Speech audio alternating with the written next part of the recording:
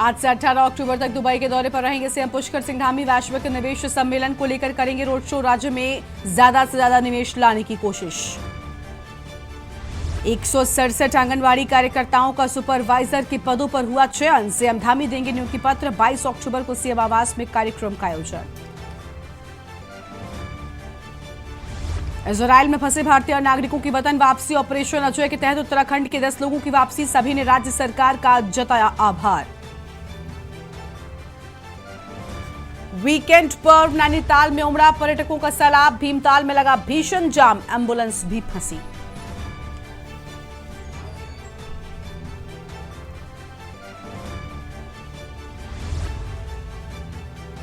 पंद्रह नवंबर को बंद होंगे केदारनाथ और यमुनोत्री धाम के कपाट। 14 नवंबर को गंगोत्री से मुखबा आएगी मां गंगा की डोली। प्रदेश में बदला मौसम का मिजाज। उत्तराखंड में चोटियों पर हुई बर्फबारी। ओलावृष्टि को लेकर ऑरेंज अलर्ट जारी। छाए बादल। आप देख रहे हैं के न्यूज, खबरों का सारथी। नमस्कार, आप देख रहे हैं के न्यूज इंडिया। मैं हूं आपके साथ गरिमा वाजपेयी। खबर उत्तराखंड की शुरुआत करेंगे अहम खबर के साथ में, जहां पर आपको बता दें कि मुख्यमंत्री धामी की ओर से अहम बातें कही गई हैं। उत्तराखंड में निवेश को आमंत्रित करेंगे सीएम पुष्कर सिंह धामी और दिसंबर महीने में उत्तराखंड में इन्वेस्टर समिट होना है। और अहम जानकारी, उत्तराखंड निवेश का केंद्र बिंदु रहा है और विदेश से भी उद्योगपति निवेश करने आएंगे। सीएम की ओर से ये बड़ी बातें कही गई हैं। इस वक्त की बड़ी जानकारी आपको हम बता रहे हैं। तो यह अहम खबर आपको हम बता दें, जहां पर दुबई में उद्यमियों से मिलेंगे सीएम पुष्कर सिंह धामी। और फिलहाल इस वक्त की बड़ी जानकारी आपको हम बता रहे हैं। दिसंबर महीने में उत्तराखंड में इन्वेस्टर समिट होना है।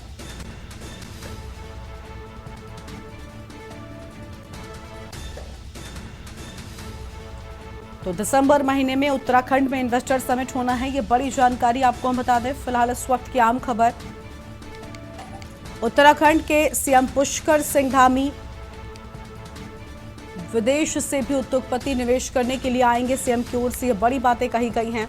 उत्तराखंड के सीएम पुष्कर सिंह धामी दुबई के लिए रवाना हो चुके हैं। इसी खबर पर अधिक जानकारी के लिए हमारे साथ हमारे संवाददाता अंकित काला लाइव जुड़ चुके हैं। अंकित, उत्तराखंड में निवेश बढ़ सके, इसको लेकर मुख्यमंत्री धामी की ओर से लगातार बड़े कदम उठाए जा रहे हैं। इसके पहले भी उन्होंने विदेश से निवेश लाने के लिए बड़े कदम उठाए थे और अब दुबई के लिए रवाना हो चुके हैं। पूरी जानकारी आपके पास? बिल्कुल, देखिए गरिमा, दिसंबर महीने में ग्लोबल इन्वेस्टर समिट का आयोजन होने जा रहा है। अब आप देखेंगे कि मुख्यमंत्री पुष्कर सिंह धामी कितनी तत्परता के साथ राज्य में अधिक से अधिक निवेश आए, इसको लेकर के कार्य कर रहे हैं। इससे पहले मुख्यमंत्री पुष्कर सिंह धामी लंदन के दौरे पर थे। वहां पर करीबन 19,500 करोड़ से अधिक के एमओयू साइन हुए हैं। अब इसी से उत्साहित होकर के एक बार फिर से मुख्यमंत्री पुष्कर सिंह धामी विदेश के दौरे पर हैं।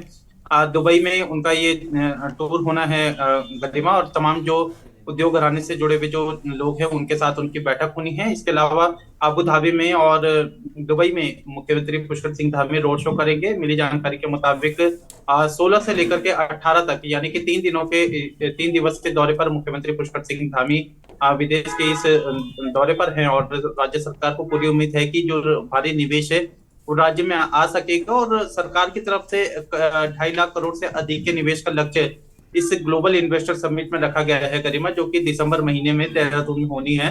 तो इस लक्ष्य को हासिल करने के लिए मुख्यमंत्री पुष्कर सिंह धामी लगातार इस कवायद में है कि राज्य में अधिक से अधिक निवेश हो। इसको लेकर के एमओयू साइन हो रहे हैं।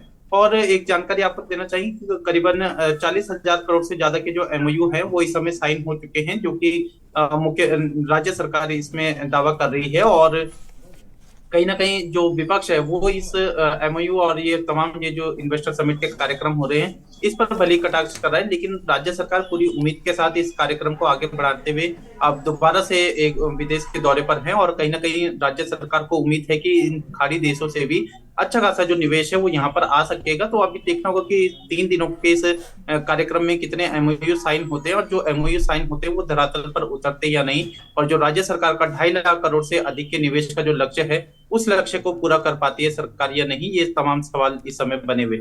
बिल्कुल, बहुत शुक्रिया आपका अंकित, हमारे साथ जुड़ने के लिए, बड़ी जानकारी दर्शकों के साथ साझा करने के लिए। तो यह हम खबर आपको बता दें, जहां पर विदेश से भी उद्योगपति आएंगे निवेश करने के लिए। सीएम पुष्कर सिंह धामी दुबई के लिए रवाना हो चुके हैं। यह बड़ी जानकारी आपको हम बता रहे हैं, जहां पर प्रदेश में निवेश बढ़ सके, उद्यमी आकर अपना जो उद्योग है वो यहाँ पर स्थापित करें, इसको लेकर पुष्कर सिंह धामी काफी एक्टिव नजर आ रहे हैं। और उन्होंने निवेश के लिए उत्तराखंड में विदेशियों को आमंत्रित भी किया है और खुद दुबई के लिए रवाना हो चुके हैं। यह हम खबर आपको बता दें, फिलहाल इस वक्त की बड़ी जानकारी आपको बताने, जहां पर पुष्कर सिंह धामी की ओर से यह बातें सामने आई हैं।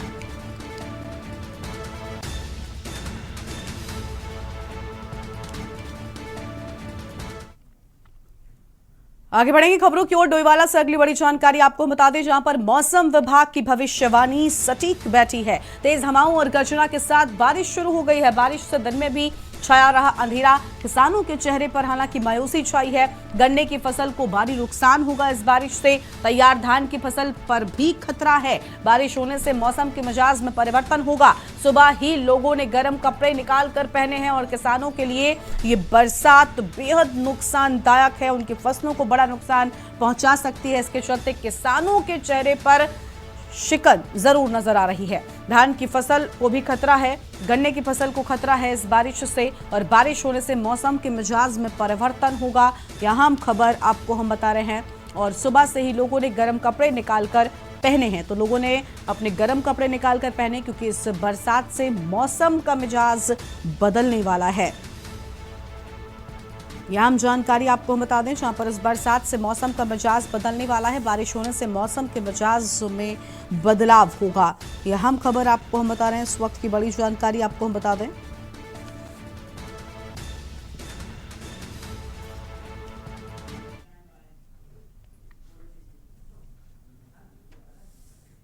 डोईवाला से अगली बड़ी खबर है, जहां पर बिग बॉस में अनुराग डोभाल की एंट्री हुई है। बिग बॉस सीजन 17 में अनुराग को एंट्री मिली है। अभिनेता सलमान खान के टीवी शो में एंट्री मिली और भानियावाला विस्थापित क्षेत्र के निवासी हैं अनुराग डोभाल, एक राइडर हैं। देर रात शो में टेलीकास्ट हुआ तो क्षेत्र में खुशी का माहौल देखने को मिला है। डोईवाला का अनुराग डोभाल एक फेमस यूट्यूबर हैं। UK 07 राइडर के लाखों फॉलोअर्स हैं, मिलियंस में फैन फॉलोइंग है और अपने फैंस के बीच काफी लोकप्रिय है। बिग बॉस 17 में एंट्री मिलने के बाद इनके क्षेत्र में काफी खुशी का माहौल देखने को मिला है। भानियावाला स्थापित क्षेत्र के निवासी हैं अनुराग डोभाल और बिग बॉस सीजन 17 में प्रतिभागी के तौर पर भाग लेने के लिए अनुराग पहुंचे हुए हैं। भानियावाला में खुशी का माहौल देखने को मिला है। देर रात शो का टेलीकास्ट हुआ तो क्षेत्रवासियों में खुशी का माहौल है। अनुराग खुद को UK 07 राइडर के नाम से भी बुलाया जाना पसंद करते हैं और इसका मतलब है कि उत्तराखंड का पिन कोड है वो ये हमेशा अपने नाम के साथ जोड़कर चलते हैं। UK 07 राइडर के नाम से अनुराग को उनके चाहने वाले जानते हैं।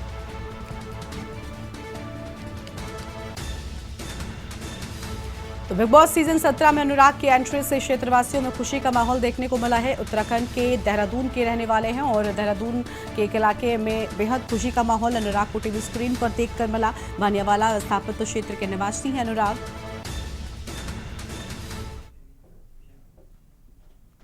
लगसर में भारतीय किसान संघ की ओर से कस्बे में मासिक बैठक का आयोजन किया गया है। किसानों के मुद्दों को लेकर और बाढ़ से क्षेत्र में किसानों से हुए नुकसान के मुआवजे की मांग के साथ शुगर मिल में गन्ना पेराई सत्र शुरू होने से पहले गन्ने के रेट में बढ़ोतरी की मांग को लेकर बैठक में चर्चा की गई। गौरतलब है कि लगसर के होटल दीप में भारतीय किसान संघ की मासिक पंचायत आयोजित की गई। मौके पर वक्ताओं ने कहा कि किसानों को अपनी फसलें तैयार करने में काफी खर्च करना पड़ रहा है, उन्हें इसके अनुरूप ही मूल्य मिलना चाहिए।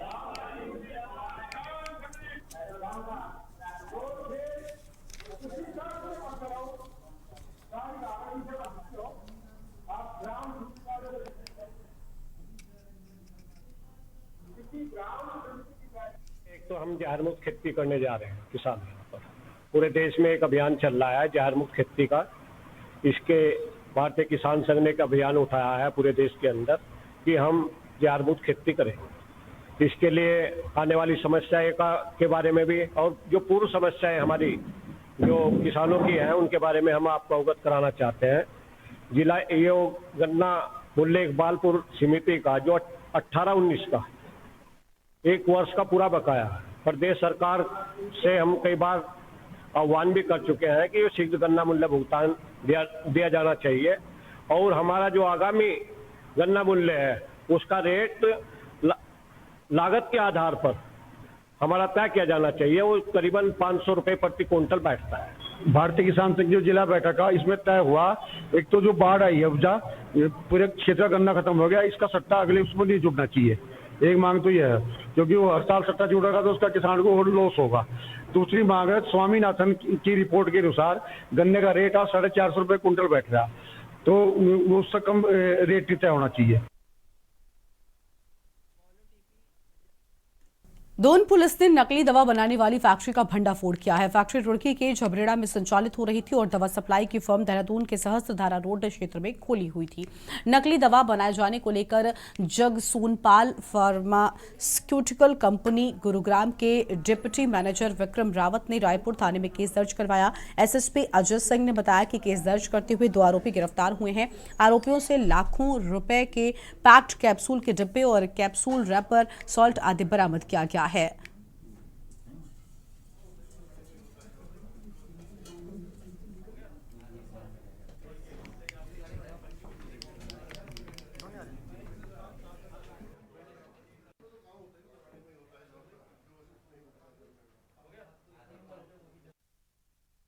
ये दून पुलिस ने जो है एक नकली फैक्ट्री जो हरिद्वार में, झबरेड़ा में, रुड़की में ऑपरेट हो रही थी, साथ ही साथ यहाँ देहरादून में भी यहाँ पर विभिन्न कंपनियों के, फार्मा कंपनियों के नाम पर जो है जीएसटी रजिस्ट्रेशन कराया हुआ था और इसमें इसका पर्दाफाश हुआ। इसमें 2 लोग अरेस्ट हुए हैं, सचिन और विकास। ये पहले भी जो है फार्मास्यूटिकल कंपनी में काम करते थे, जिसमें एक मार्केटिंग में था और इनको सारा ज्ञान था इसमें कि कंपनी इसमें कैसे मैन्युफैक्चरिंग होती है, कहाँ से माल आता है, और इसका आधार लेते हुए इन्होंने अपनी खुद की एक फेक फैक्ट्री सेटअप करी वहाँ पर झबरेड़ा में और वहाँ पर इन्होंने प्रोडक्शन स्टार्ट किया। साथ ही साथ मार्केटिंग में कॉन्टैक्ट्स होने के कारण इन्होंने फर्जी जो रजिस्ट्रेशन जो जीएसटी बिल जनरेट कर रहे थे और दूसरी कंपनियों के नाम पर इन्होंने जो है विभिन्न प्रकार की कंपनियों के नाम पर जो है ये पेन किलर्स बनाने शुरू किए। खबर है रामनगर से, जहां पर अग्रसेन जयंती के मौके पर श्री अग्रवाल सभा प्रबंध कार्यकारिणी के नेतृत्व में महाराज अग्रसेन जी का भव्य शोभा यात्रा निकाली गई। शोभा यात्रा का नगर में जगह जगह पर जोरदार स्वागत किया गया। यात्रा में कलाकारों के द्वारा झांकियों का प्रदर्शन भी किया गया, जो आकर्षण का केंद्र बना रहा है। महाराजा अग्रसेन अग्रवाल समाज में शोभा यात्रा में शामिल संस्थाओं का आभार व्यक्त किया। आगे संस्था के कोषाध्यक्ष ने कहा कि आगामी सालों में इस शोभा यात्रा को और भी भव्य रूप में निकाला जाएगा।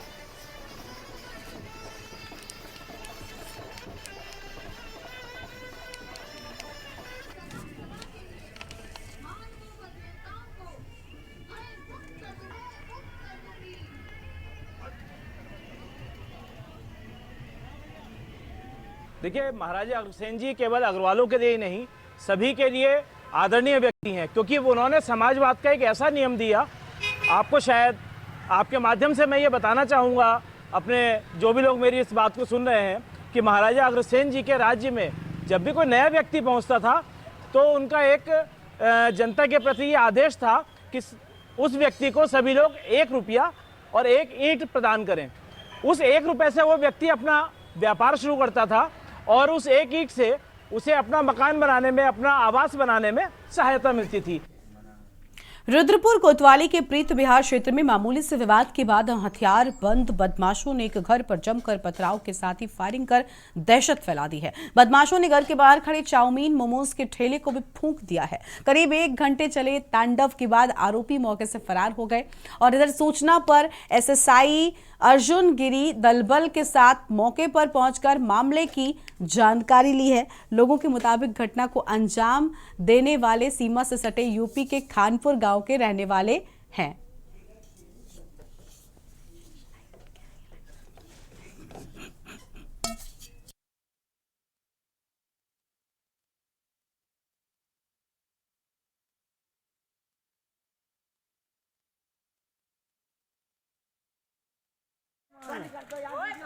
अरे वीडियो बंद कर दो अंकल यार।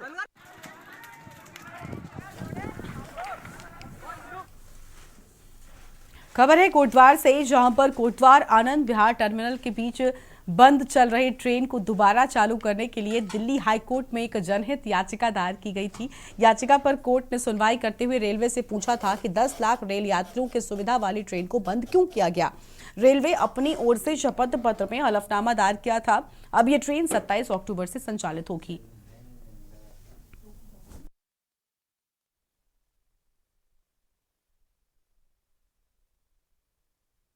आपको बताना चाहता हूं कि कई सारे लोगों के द्वारा ये भ्रामक प्रचार चलाया जा रहा है कि उनके द्वारा ये ट्रेन चलाई गई। तो मैं आपको बताना चाहूँगा कि हम इस ट्रेन को चलाने के लिए, जो कि 31/2/2020 से ये ट्रेन बंद है इस रूट पे, इसको चलाने के लिए हमारे द्वारा इतने लीगल नोटिस रेलवे को भेजे गए। उसके बाद जब उसका कोई रिप्लाई नहीं दिया गया, तब हम लोग इस रिट फॉर्मेट में दिल्ली हाई कोर्ट में गए थे।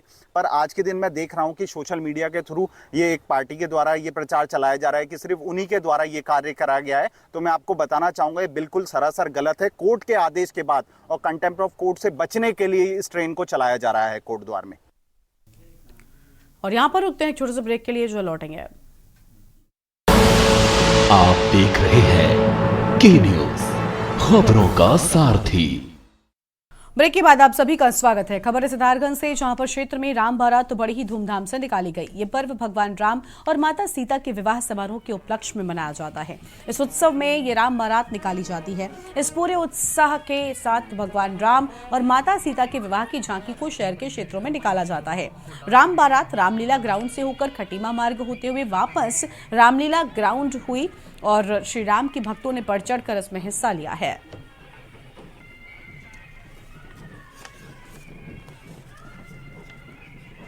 इस वर्ष भी बड़ी धूमधाम के साथ सिद्धार्थगंज में राम बारात निकाली जा रही है। भगवान श्री राम के विवाह के उपलक्ष्य में हर साल राम बारात निकाली जाती है और पूरे सभी राम भक्तों में बड़ा उत्साह है। पूरे उत्साह के साथ नाच गाने और बैंड बाजे के साथ साथ बड़ी धूमधाम के साथ राम बारात सिद्धार्थगंज के मुख्य चौराहे से होते हुए और अग्रसेन प्रेस तक जाएगी, जो बहुत ही सुंदर झांकियों के साथ निकाली जा रही है।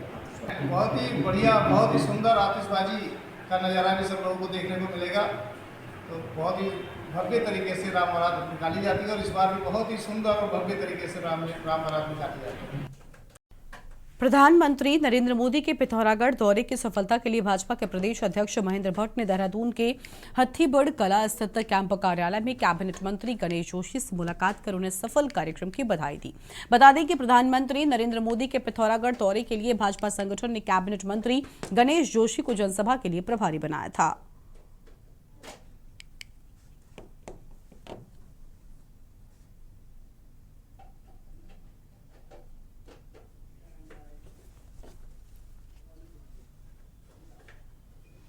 केंद्र सरकार की ओर से इजराइल में फंसे भारतीय नागरिकों की वापसी के लिए चलाए जा रहे ऑपरेशन अजय के तहत उत्तराखंड के 10 और लोगों की वतन वापसी हुई है। 2 विशेष विमान से इन्हें नई दिल्ली पहुंचाया गया, जहां से उन्होंने अपने गंतव्य के लिए प्रस्थान किया। एयरपोर्ट पर उत्तराखंड सरकार के प्रतिनिधि उनका स्वागत करने के लिए मौजूद थे। सभी लोगों ने राज्य सरकार का आभार व्यक्त किया है।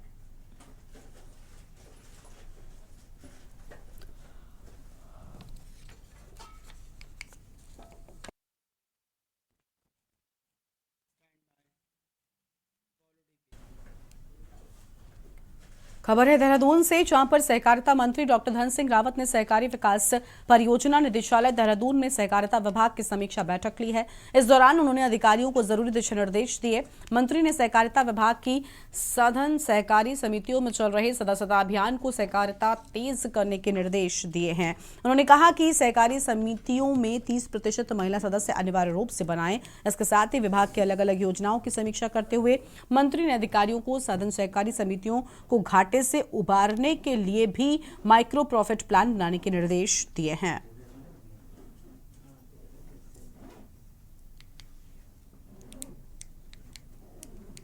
सहकारिता विभाग जो है उत्तराखंड में किसानों की आय दुगनी करने के लिए जो प्रधानमंत्री जी का ड्रीम प्रोजेक्ट है उसके अनुरूप काम कर रहे हैं और अभी तक लगभग 8 लाख किसानों को हम 0% पे ऋण दे चुके हैं। इस बार भी हमारी ये महत्वाकांक्षी योजना जो है वो कुक्कुड़ बहली के लिए भी है, जो लोग डेयरी सेक्टर में जा रहे हैं उनके लिए भी है, जो है उद्यान के क्षेत्र में जा रहे हैं उनके लिए भी है। तो हर प्रकार के किसानों को हम लाभ दे रहे हैं।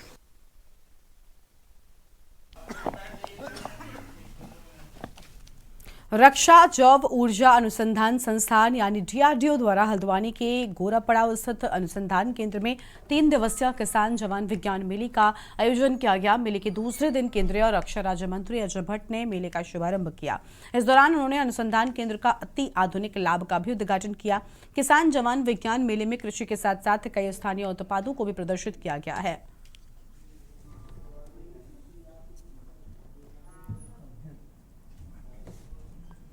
61 में ये इंस्टीट्यूट हमारा बना। हमने उस समय खोला कई जगहों पर, उत्तराखंड में भी अल्मोड़ा है, पिथौरागढ़ है और गढ़वाल मंडल में है, लद्दाख में है, कई जगह खोले गए। उसकी स्थिति उस समय ऐसी थी कि हमारे पास कनेक्टिविटी नहीं थी, हम बॉर्डर इलाके में जा नहीं सकते थे, साग सब्जियां अगर नीचे से ऊपर भेजते थे तब तक वो ख़राब हो जाती थी। तो तत्काल प्रभाव से न्यूट्रिशन किस तरह से अपने जवानों को दिया जा सकता है, वेजिटेबल और नई भाजियां, नए किस्म के जो हमारे अन्य फल फूल हैं वो कैसे दिए जा सकते हैं। नवरात्र की शुरुआत होते ही हल्द्वानी में भव्य श्री राम बारात का आयोजन किया गया, जिसमें हजारों की संख्या में लोगों ने भाग लिया है। राम बारात में हल्द्वानी विधायक सुमित्र देश और मेयर जोगेंद्र रौतेला सहित सैकड़ों राम भक्त मौजूद रहे। इस दौरान शहर में निकाली गई राम बारात से माहौल पूरी तरह से भक्तिमय नजर आया है। शारदीय नवरात्र में शुरू होने वाली रामलीलाओं में स्थानीय कलाकारों के द्वारा भव्य मंचन किया जाता है, तो वहीं राम बारात बरेली रोड मंडल पड़ाव से बाजार होते हुए रामलीला मैदान पहुंची। इस दौरान शहर के लोगों ने जगह जगह पर राम बारात का जोरदार स्वागत किया है।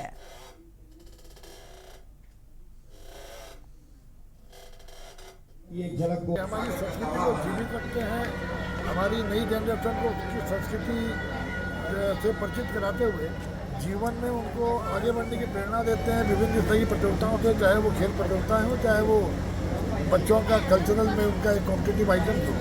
इसके साथ साथ जो इसका सबसे बड़ा जो कारण था शुरुआत करने के पीछे की विकास की मुख्य धारा से कैसे कोई मेला जोड़ता है, ये मेला उसका अद्वितीय उदाहरण है। और मैं समझता हूँ हमारे क्षेत्र में इवन जनपद के अंदर 70% से ज़्यादा विकास की घोषणा इसी मेले के माध्यम से हुई है।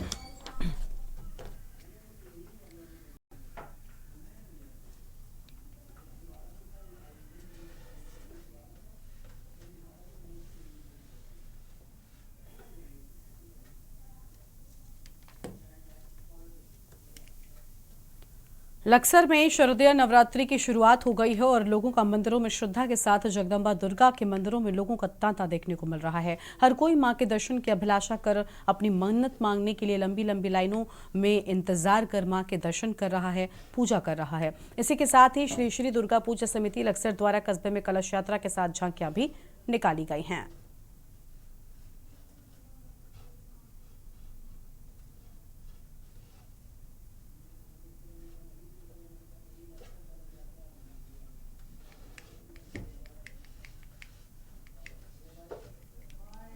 बड़ी खुशी की बात है कि शहर के ज़्यादा लोग इसमें प्रतिभागिता कर रहे हैं और इस अवसर पर नवरात्रियों की मैं सबको बधाई देता हूं। और भगवान श्री राम का बताया हुआ जो रास्ता है, केवल मात्र नाम लेने से काम नहीं चलेगा, जो उनका बताया हुआ रास्ता है उस पर हम लोग को चलना पड़ेगा।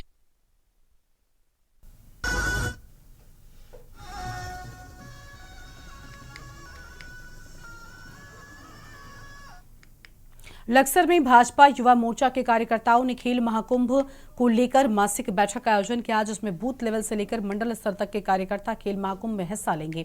उसके बाद मंडल स्तर पर देश भर में कार्यक्रम किए जाएंगे। बता दें कि लक्सर कस्बे में भाजपा युवा मोर्चा की बैठक आयोजित की गई। बैठक में प्रदेश सोशल मीडिया प्रभारी ऋषभ पाल ने कहा कि भाजपा के द्वारा आगामी दिनों में खेल महाकुंभ कार्यक्रम आयोजित किया जाएगा, जिसमें पहले खेलकूद मंडल स्तर पर होंगे। उसके बाद जिला स्तर व विजयी होने पर खिलाड़ियों को प्रदेश स्तर पर खेलने के लिए भेजा जाएगा।